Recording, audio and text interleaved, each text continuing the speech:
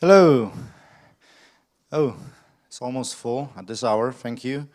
But I think that's because of the Naughty Dog speech. It's going to be a tough act to follow, but I'll try. My name is Lukasz Hacura.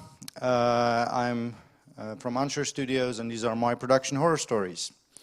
So, a little bit of a background so that you know who I am. I started in the industry as a programmer 12 years ago. And then the company I worked at was acquired by a company known then by a name City Interactive, currently known as CI Games, where I was a lead programmer and later on head of studio and executive producer. And when the studio shut down, I co-founded Anshar Studios, where I still work till today as a CEO, but my main capacity as a video game developer is always being more or less involved in a production process. So I mainly consider myself a producer, sadly not a programmer anymore.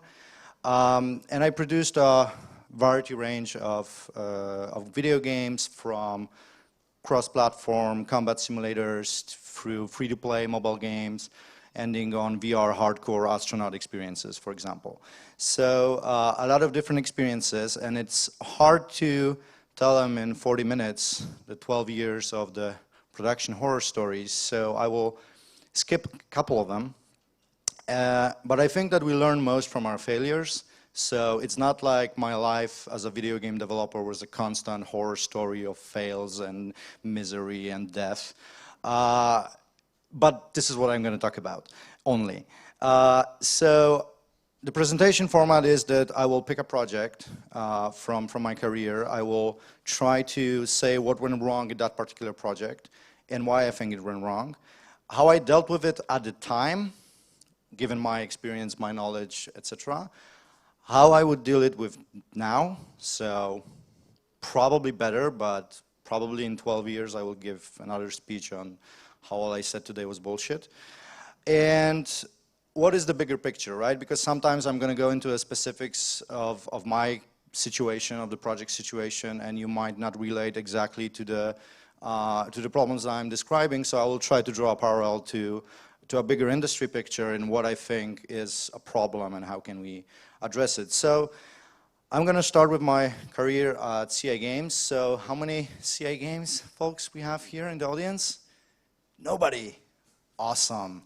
And who used to work at CI Games? Okay, we have 1, 2. Okay, not bad. Okay, so this is by far not a diss of CI Games. Let's make that clear. I loved my time there. I love the experience. A lot of experience I gained there in my youth. But these are some horror stories that I had there. So I will start with the first 5 games. Well, it's not exactly in chronological order, but those 5 are clearly like Nintendo DS clone games. I labeled them. So as I mentioned, I first worked in Fresh Chicken Studio. FCS stands for Fresh Chicken Studio, believe it or not. And they were acquired by CI Games because of their proprietary in-house Nintendo DS engine. So this entire CI Games Katowice, purpose of CI Games Katowice was to create 2D Nintendo DS games on an in-house engine. So we developed various clones. For example, here you can see Sushi Academy and I Love Beauty, where you are a makeup artist in Hollywood. And these are basically clones of Cooking Mama mechanics, or we did clones of Incredible Machines, or match-free games, very generic match-free games, to be fair. And it was team size about 10 people, and back then it was an in-house engine with a very, very poor pipeline, so like half of them was usually programmers, right? You required a lot more programmers back then to actually develop something. And it was between 6 and 12 months development cycle, as I mentioned, in-house game engine, which was called MJS, which stands for Maciej jest super, so Maciej is awesome. He was a lead programmer on the engine back in Fresh Chicken Studio. He works at Artifex Mundi actually right now. Okay, so what was the problem? First of all, there were clones with no clear added value. And the problem actually, I thought back then that the problem was that we did clones, and I like inherently felt that that's wrong, that we should always add value to a project we're making, which actually, see, now when I am a business owner, that's not necessarily the case, right? You can have a business case, a good business case of, okay, we're consciously creating a clone to achieve some kind of a business goal. The problem is we didn't know that. It was not communicated. So what happened was the team was trying to maneuver outside the budget after hours, try to do some extra things, try to spice things up against the management orders, you might say, that you need to develop this game in this budget and in this time, right? And the problem really wasn't that CA Games was not creative or anything. Now I know that. Back then I thought, this is a shitty company, they just create clones. Now I know that that was actually a business case that we didn't understood, right? That was their business model. They had a particular amount of money, and they want to particularly attack a niche or a genre or whatever, and they wanted to make money out of it, right? And it was actually a quite good business model that they implemented back then, and they earned shitload of money on creating crappy first-person shooter games, for example, right? And they did that really well. So the problem is that we didn't understand that. The problem that there wasn't clear communication between the top management and the team, and actually I can skip all of that if you've been on the Naughty Dog talk, because we didn't know the why, right? We haven't defined, the top management haven't defined the why well enough for us. So you have to have a clear and open communication between what is your business goal of a particular project, why are we creating this, and what are you actually doing, because then you can actually sell, hey, we're doing this because, the power of because, and you can say, why are you want to create this particular game? And you can see it all around. People don't understand why are they creating a particular game, right? People don't understand the business case. That's why you have so much clones that have absolutely no chance of success. Like, for example, any game that tries to replicate Pokemon Go phenomenon, right? That's a crazy idea in the first place because somebody didn't take time to understand why Pokemon Go was successful, right? Right now, I'm absolutely sure that 100, maybe 200 video game developers right now, different companies are working on a PUBG clone, right? And I'm not saying that working on a battle royale game is bad. I think it's actually, it might be a valid business case. But I'm sure that 90% of them don't understand why they're doing it. They don't know what made PUBG a good game. They just said, okay, so battle royale is the thing. Let's do battle royale. So it's important to understand why in a business case you're creating something, because then you can propagate down on a production, and then you can explain to people why they're doing a Barbie simulator, which they don't want to do. But if you show them, hey, look how much fun it is for those little girls there playing that Barbie simulator on a showcase, then they're actually going to know why they're doing it. Okay, moving forward, later on, we specialized in a particular genre, which was Nintendo DS hidden object puzzle adventure games. And back then, HOPAs weren't that common. I mean, now like everybody knows what a hidden object puzzle adventure was. We actually didn't know the name when we created the first one. We didn't know that we were creating a hidden object puzzle adventure game. We thought it's a variation of a point and click game with hidden scenes and mini games. That was like the definition of the genre for us. So we created a bunch of those, and a lot of good memories in creating the pipelines, creating tools, specializing in a particular genre. But this is about fails. So what happened is we did it in the same business model, so like around 10 people per project, 6 to 12 months development cycle. I can see Artifex Mundi people here. So they have an engine called Spark that was designed specifically to create hidden object puzzle adventure games. We had a code framework without any tools, and we were supposed to deliver a quality hidden object puzzle adventure game in 6 to 12 months with 10 people. And that just was not feasible. That was impossible for us to deliver. So we always underperformed. And because there was unrealistic delivery time expectations, right? We called it the philosophy of constant failure. It's like you cannot deliver. If you say, we're going to do it in 9 months, they said you have 3. We made it in 6, and we still didn't deliver, right, in 3. So it was a philosophy of constant failure. And how we deal with it, we crunched. We crunched like crazy. This is the first time I actually understood what crunch means. And I don't want to turn this talk, because I could talk hours about how crunch sucks and it's useless, and we scientifically know that it's useless, but we keep propagating this thing that, yeah, but great games are always made with crunch, which is also bullshit. It's a #1 reasons for bugs and buggy games on launch. It's a #1 reason for burnout, and it does not work, okay? If you crunch more than 50 hours a week for more than 6 to 8 weeks, you actually give reduced value to the team, which has been proven. And if, by God, you pay for overtime, what happens, you actually pay more to do less. That's what crunch does. So let's just leave it at that. But that was the effect, right? So actually, one of the reasons CI Games Katowice shut down was that I was really honest with the upper management about our upcoming project. I stood my foot down, said no, it's not possible to do it in this amount of time. A couple of weeks later, I was out. But hey, I learned something. Okay, so, and the problem is that this is still happening all around us, right? We hear legends about companies that still do that. We know that it's ingrained in their culture, so it's very hard to change because they don't know how to make games differently anymore. But I think that it's important that we talk about it, that we educate people about it, that we, show the actual research. There is a ton of talks on it. There is a lot of management research done on it, and just please be mindful that somebody says, yeah, but nothing gets done without crunch means that you have a crappy company culture. Okay, so the next project was Dogfight 9042. Now keep in mind, this is a team, relatively junior team, that creates video games for around 4 years, delivered around 10 Nintendo DS titles, created one railway shooter called Chicken Riot on Wii platform, on Virtual's engine. I don't know if anybody remember Virtual's, but it was a thing back in the day.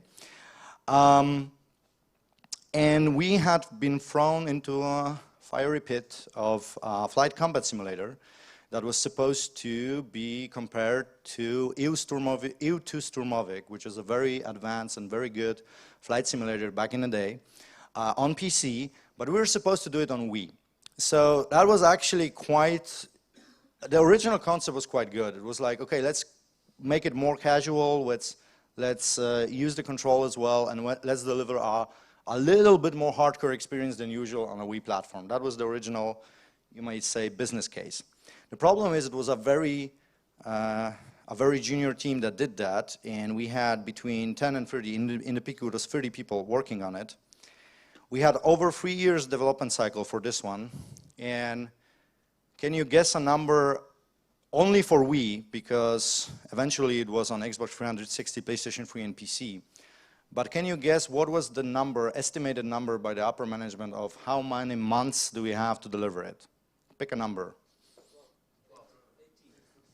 Okay. I shit you not, the original number was 5. Philosophy of constant failure. So, and we, I think, negotiated 9 and did it in 3 years. So yeah.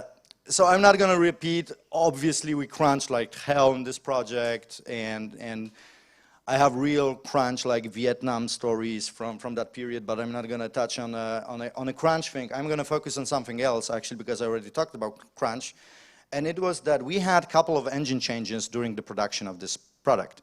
We started on. There was a pre-production couple of weeks that we actually tried to do our own engine. We tried Virtuals, the engine that we did the Wii game on.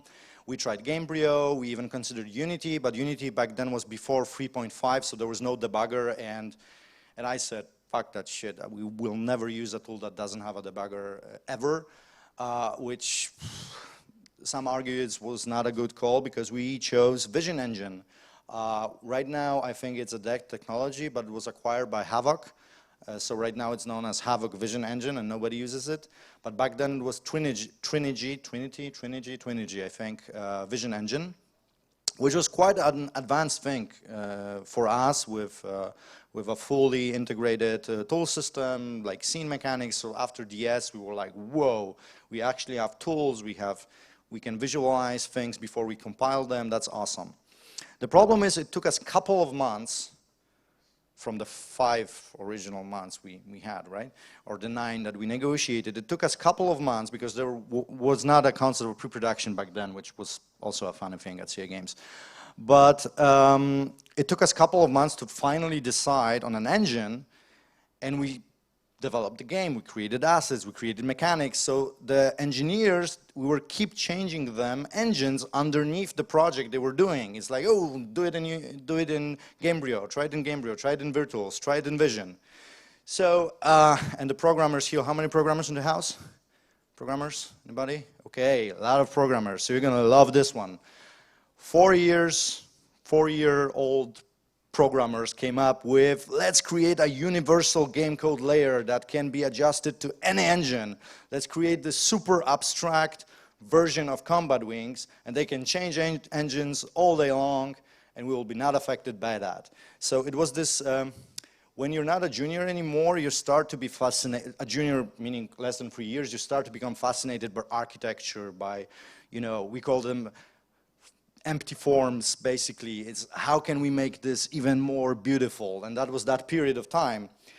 And it was horrible. We had so much overheads in terms of changing anything in the game required to basically change it in 2 places, in the universal game layer and translate it to the current engine that we were using. So it was a horrible idea. My worst decision was not my idea, but but I was a lead programmer, so I accepted that it was my worst decision ever as a programmer. That's why I'm not a programmer anymore. So basically, it was a nightmare. It saved our asses once when we changed the physics engine underneath, because we were writing our own physics, and then we used NVIDIA physics. And that's a funny thing. We used a Havoc engine and had NVIDIA physics in it. It actually, this universal layer was used once. We switched the physics and it actually worked, but the overhead cost of constantly doing everything like universal was enormous. So terrible, terrible idea. And I tried to draw a parallel to current markets because it's so hard to find such a stupid idea these days. But what I see is, what I draw from it is, don't let your programmers get too carried away with the form, you might say, right? A lot of programmers like to fight with the engines, like, yeah, you know what, in our project we need to rewrite half of Unreal, you know, to make it work, because some, and it's like, no, dude, no, I mean, come on. The minute you have this attitude, you don't have, I don't know how many engineers Epic has. I have no idea. Let's say it's 100. It's probably more, but let's say it's 100, right?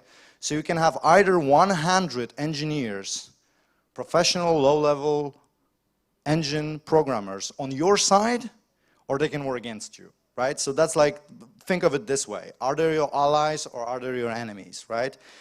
And believe me, you don't want 100 programmers, you know, to constantly write something that is against your philosophy. So if you're doing Unreal, do it Unreal way. If you do Unity, do it Unity way. I actually know of projects that, for example, Unreal programmers switch technologies and they're trying to rewrite things the way it worked in Unreal just to feel comfortable again in Unity. That's fucking stupid, okay?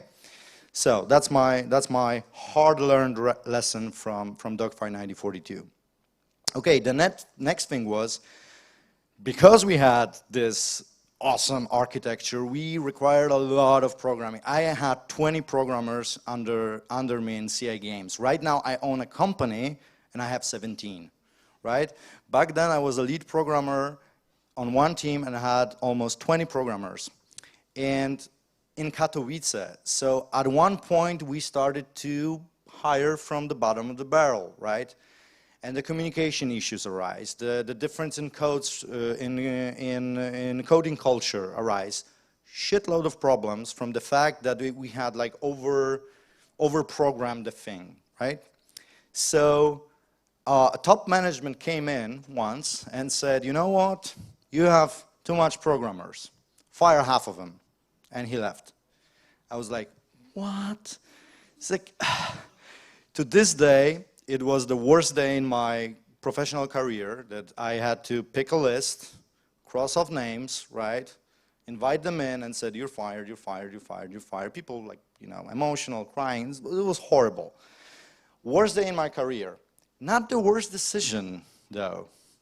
Actually, a couple of months later, we, you know, didn't lose efficiency that much. It was really surprising. The communication problems went away. Obviously, I fired the worst kind of programmers we had, well, worse in my opinion, of my peers. So actually, it turned out okay. I mean, the way we did that, not cool. But the effect was really good. So nowadays, what I would do, I would never assemble a team in this way, right? I would never like put myself in the position that I need to fire half of it because, oh, okay, I overbuilt my team. So, and the picture here is, usually you're creating, and I see it all the time, especially in art, that you're not doing you don't have the team for the project you need. You have the team the company has. That's constantly the problem. So you're, for example, you're switching genres, or you're switching projects, or you're doing pre-production, so you don't need artists that much, etc. But you don't want to fire them, obviously, because that's always a bad idea. So you create the game with the team you have, because company has, for example, we always had this many artists. Yeah, but now we're making like a smaller game or a different game. We don't need that much artists. But they say, yeah, but we can't fire them. They were in a company for 7 years. Good people are hard to find, etc. And that's all valid points. But always when you try to construct a team, try to remove yourself from the company perspective and try to first think, what would be the ideal team to deliver this kind of project, right? Obviously, you're going to have to do compromises because you never have ideal scenarios. Like a company, as a producer, you always fight for resources with other projects, especially if you do multiple projects in the company. So that's a constant struggle. But your point of reference shouldn't be, let's just grab as many people as we can. We're going to make this game awesome. Just think of, okay, what do I need? What's the optimal team to deliver this kind of a project, right? For example, I would never have thought that Black Desert, an enormous MMO, can be developed by 50 people. Okay, this was 50 Asians, so let's say 100 people, right? Let's say. So try to keep in mind when you're constructing a company, when you're constructing a team for your project.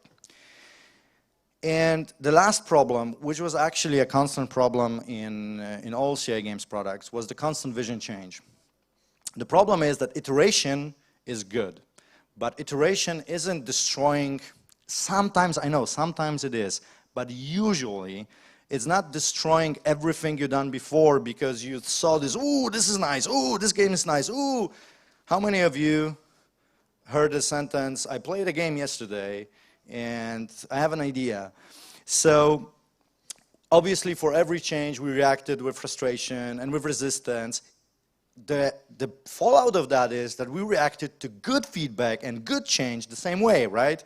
It's this, okay, we're in a siege mode. It's like everybody wants to change our vision and we just want to get this the fuck out, you know, ship it.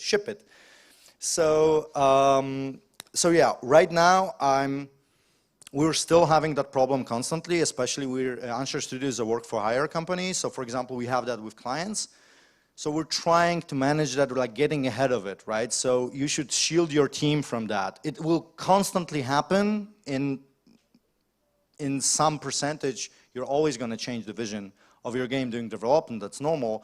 But you need to try to shield your team from that.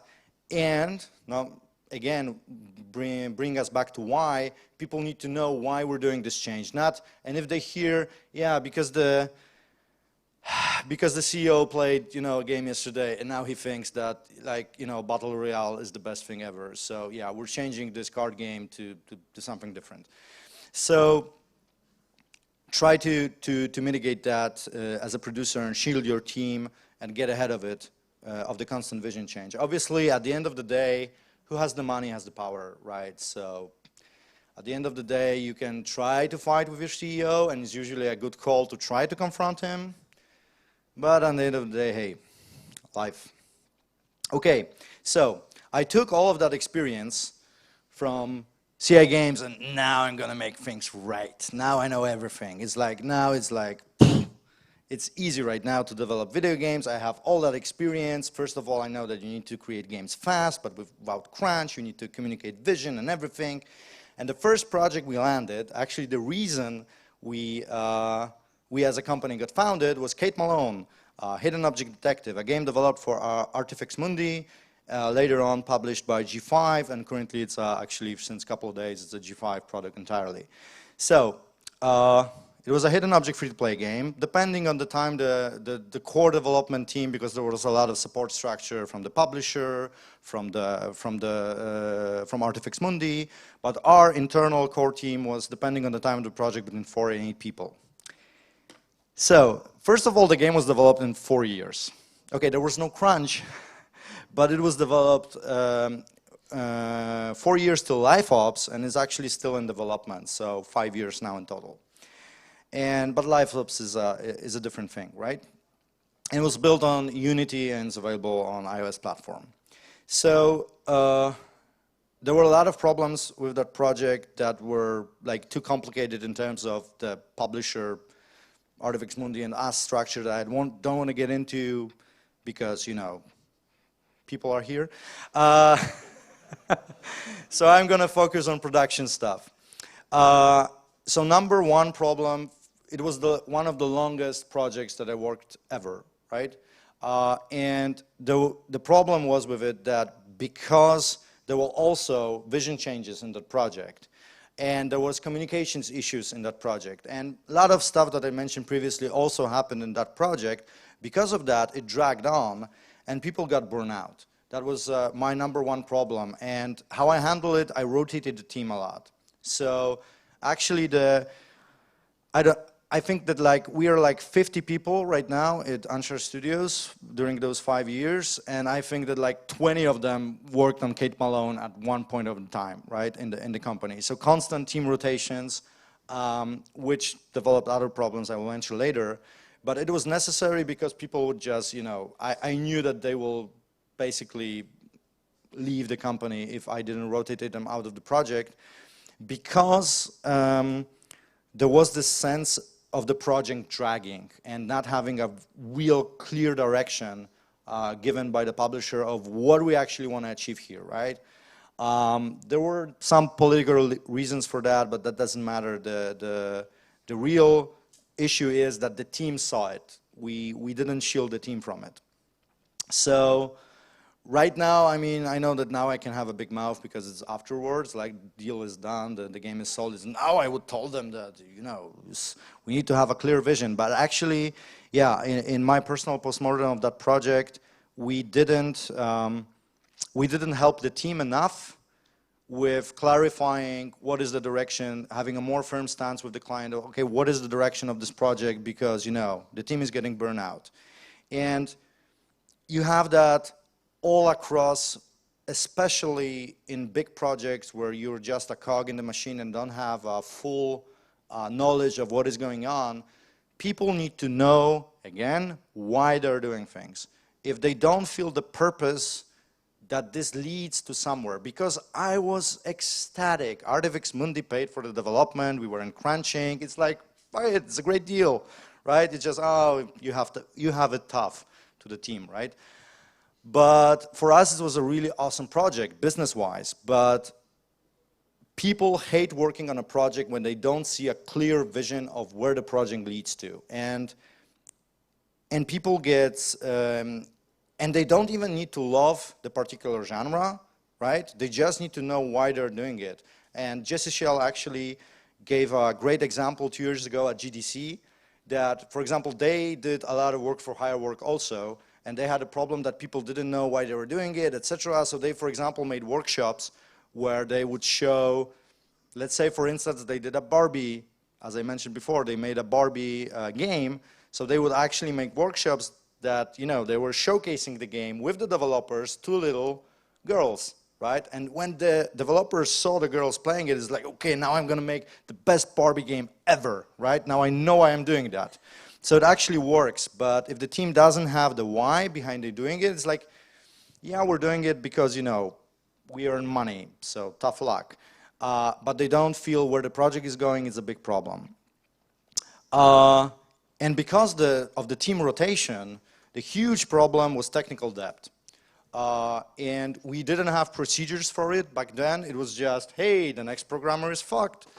It's like he inherits a base code of previous two programmers, right? The programmers keep on changing for 4 years, and it's a big problem. So there was a senior programmer on the team that went, I think that after 3 years of development, a senior programmer came on the team who did a lot of work to try to mitigate that, but it was too little too late. He didn't have also a big, company support on let's drag it even further to reduce the debt, but actually that's a dev trap. So right now, every time we make a business decision of, okay, I know that this shitty code, but we have a deadline, or this is E3, or this is Gamescom, or this is whatever, and you need to put out shitty code, you usually don't fix it afterwards, you just roll with it, right, and it rots. And if it's a short project, you probably can get away with it, right, like 6 months, 8 months. But if it's a free-to-play game with live operations, it's gonna bite you. It's gonna bite you in the ass and hard. So you need to squeeze in paying off technical debt as often as possible. And the problem is that I think that most delays in long-running projects are due to technical debt, and that's why you have day one patches. That's why you have games that are good at extended edition, right? Because people don't believe programmers, and it works. People don't believe, they don't understand the concept of a clean code, an architecture. Hey, it works, why are you whining, right? But then every time you're trying to change something in the game, every time it gets a little bit harder, a little bit longer, and a little bit more buggy. And as a producer, you need to trust your programmers. They say, hey, we need time, I don't know, do a spike, do a 1 week bug fixing thing or whatever. Trust your senior programmers. If they say it's needed, it's needed. Okay, last but not least, I skipped a couple of failures of Anshar Studios because of the time. So last but not least, it's Detached. It's a VR astronaut experience of team size of 7, 3 years development cycle, and Unreal Engine 4.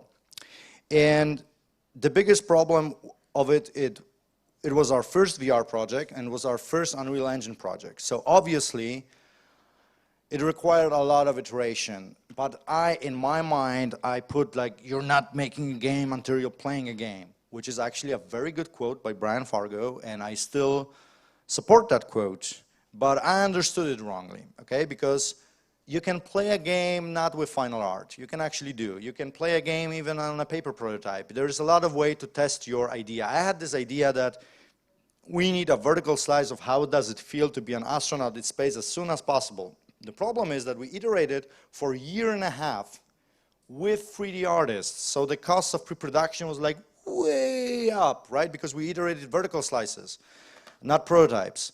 So what I'm trying to do right now with more or less success, because this is actually a quite recent failure of mine, is that I try to clearly describe what is the objective of this particular thing we're doing. What do you want to test with that prototype? Maybe you don't need art, maybe you don't need coding, maybe you don't need design because you want to test out animations or whatever. What is the purpose of this particular, and going deeper, what is the purpose of this sprint? We work in agile, scrummy system, right? So what is the purpose of this sprint? Okay, what are we going to get out of it at the end? What questions are we trying to answer? So I think that that's the best way to approach that. And we burn a lot of money iterating on the game, and had a big team frustration because, again, people, okay, but what are we looking for actually, right? And I said, I don't know, I'll tell you when I see it. And because I saw Gravity movie and I want a Gravity movie, but I don't feel like in Gravity movie yet.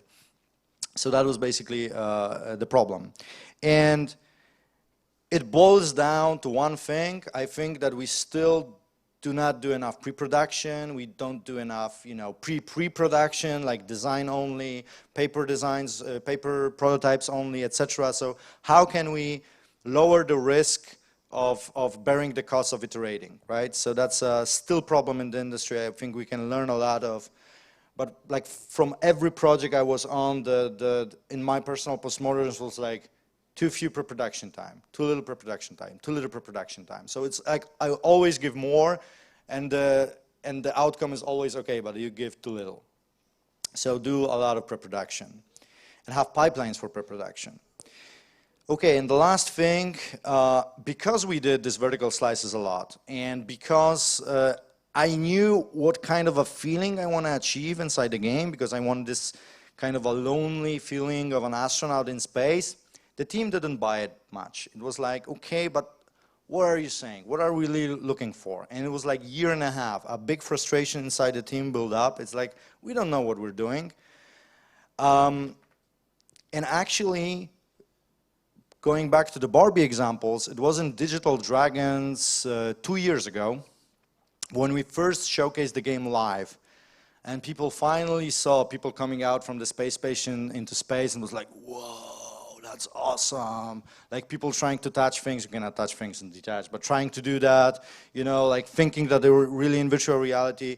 And the team like, okay, maybe this is not a pile of shit. Okay, okay, now I get you. Why didn't you say it like a year and a half ago, that we're not making a shitty game? So, yeah. And it was entirely my fault, right? I was running a company, and this was the first, and I think for a long time, last game I'm credited as a game director, because I suck at it. I don't have a lot of time for it as a company owner. So, you need, again, Naughty Dog, they said it all before me, shit. You need a vision, you need the why, and it's usually by this, and I don't believe here that why comes from any kind of a flat structure. That's bullshit, Naughty Dog. Because the vision comes from somewhere, right? Somebody has to have that vision, and The Last of Us wasn't awesome. I mean, it was awesome because of the entire team, but everybody knows why The Last of Us is awesome, okay? I was one guy. Okay, so you need a game director.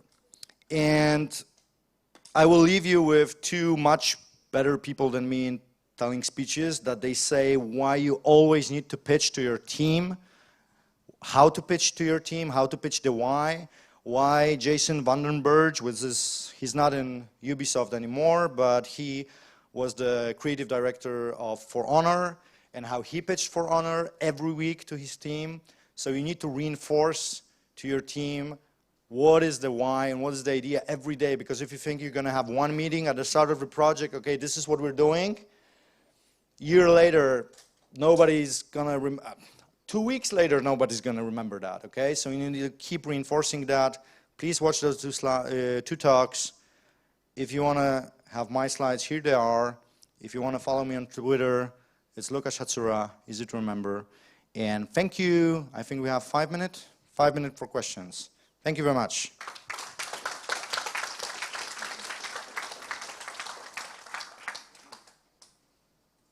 you please show the previous slide once again? You could just download my talk and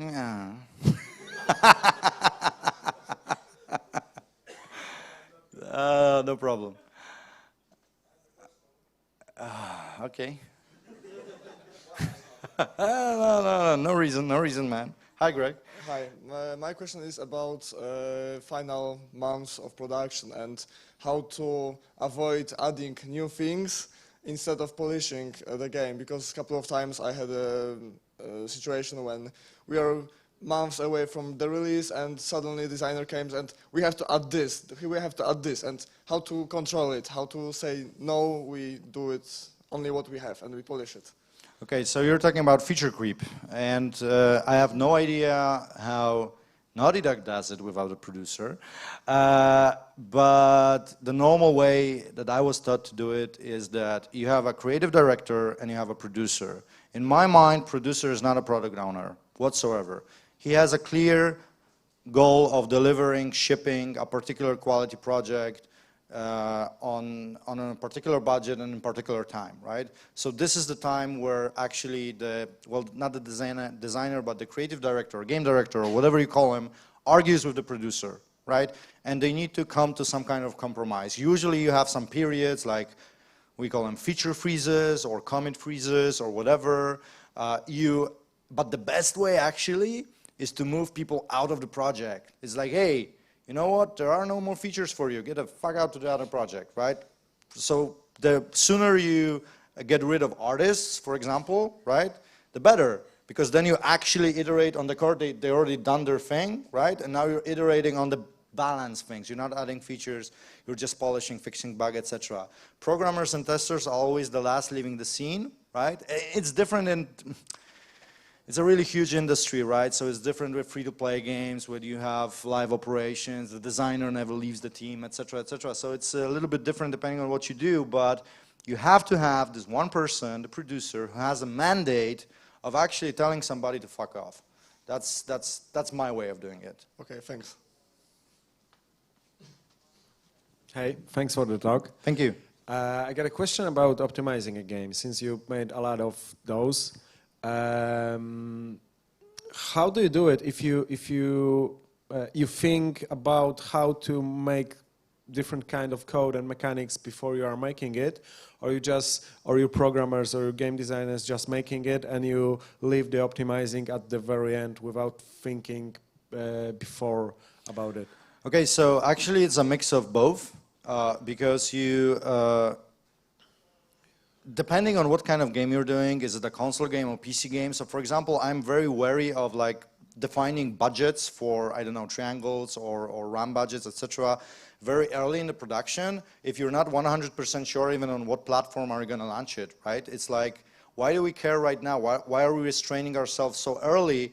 Like maybe we're going to make, is it a 3-year game? Maybe there's going to be a new generation of consoles, or are you doing it for a totally different PCs, etc., right?